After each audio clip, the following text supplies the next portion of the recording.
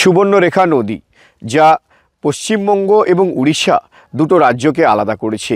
নদীর একদিকে রয়েছে যেমন উড়িষ্যার বিভিন্ন গ্রাম, অপরদিকে রয়েছে দাঁতনের বিস্তীর্ণ এলাকা। আর এই দাঁতনের বিস্তীর্ণ এলাকা সুবর্ণরেখা নদী ভাঙনের কবলে পড়েছে। আর এই সুবর্ণরেখা নদী ভাঙন দাঁতনবাসীদের কাছে এক দুশ্চিন্তার বিষয় ছিল। প্রতি বছর বর্ষার সময় বন্যা আসতো এবং নদীর পাড় ধীরে ধীরে গ্রাস করতে শুরু করেছিল সুবর্ণরেখা নদী।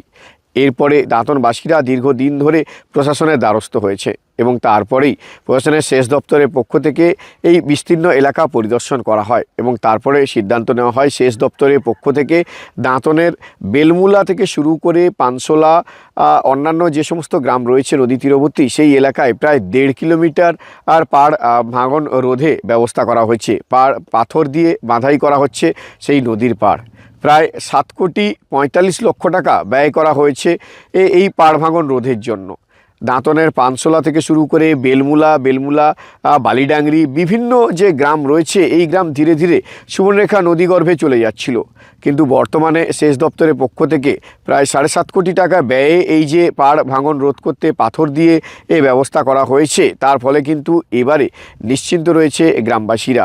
তাদের দাবি যে মুখ্যমন্ত্রী মমতা বন্দ্যোপাধ্যায় যে উদ্যোগ নিয়েছেন, সেচ দপ্তরের পক্ষ থেকে প্রায় 7.5 কোটি টাকা ব্যয় করে এই পাড় ভাঙন রোধ করছেন, তাতে তারা নিশ্চিন্তে থাকতে পারছেন এবং আগামী দিনে যাতে নদী ভাঙন আর এই দাঁতনের দিকে এগোতে না পারে তার জন্য শুধুমাত্র যে এই 1.5 কিলোমিটার নয়, এরপরে আরও নিচের দিকে আরও নদীর আরও বিস্তীর্ণ এলাকাও ভাঙন রোধের জন্য ব্যবস্থা করা হচ্ছে বলে জানা গেছে প্রশাসন সূত্রে।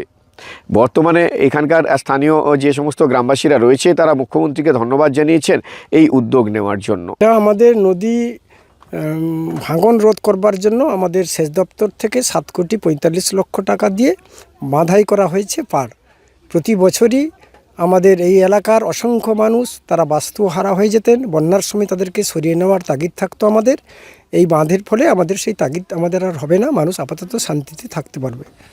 কোন ডিপার্টমেন্ট থেকে কীভাবে? এটা ইরিগেশন ডিপার্টমেন্ট থেকেই আমাদের এটা বাঁধটা হয়েছে।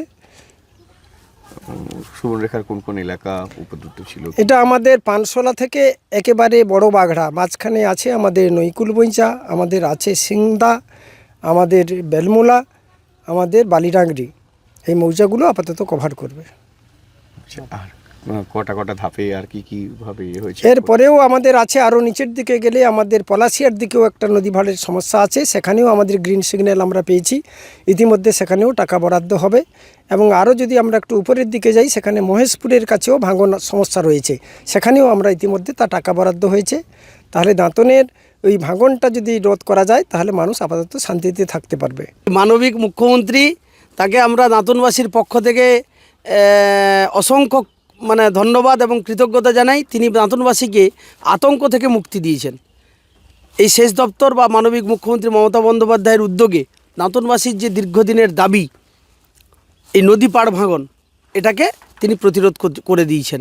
আর আমাদের এই এলাকার যে কয়েকটা গ্রাম, আপনার পানশোলা, সিংদা, বেলমুলা, বালিডাংরি, নৈকুলবইচা, বাঘড়া, এরকম যে গ্রামগুলো রাতে আতঙ্কে বাড়িতে ঘুমিয়ে থাকতো, সেই আতঙ্ক থেকে মুক্তি দিয়েছেন আমাদের মানবিক মুখ্যমন্ত্রী এবং সেচ দপ্তর থেকে যেই পাড় বাঁধাই করেছেন 1.5 কিলোমিটার, প্রায় 1.5 কিলোমিটার লম্বা পাড় বাঁধাই করেছেন এবং আরও সেদিকেও আরও একটা 600 মিটার পাড় বাঁধাই হবে।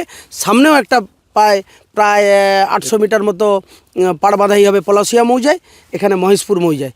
তাই আমরা আমাদের দাঁতনবাসীর পক্ষ থেকে আমাদেরকে আতঙ্ক থেকে মুক্তি দেওয়ার জন্য, আমাদের যে রাতের ঘুম চলে যেত, রাতে শান্তিতে ঘুমাতে দেওয়ার জন্য নেত্রী আমাদের মুখ্যমন্ত্রী, বাংলার মুখ্যমন্ত্রী, বাংলার মা মাননীয় মমতা বন্দ্যোপাধ্যায়কে অসংখ্য ধন্যবাদ ও কৃতজ্ঞতা জানাই।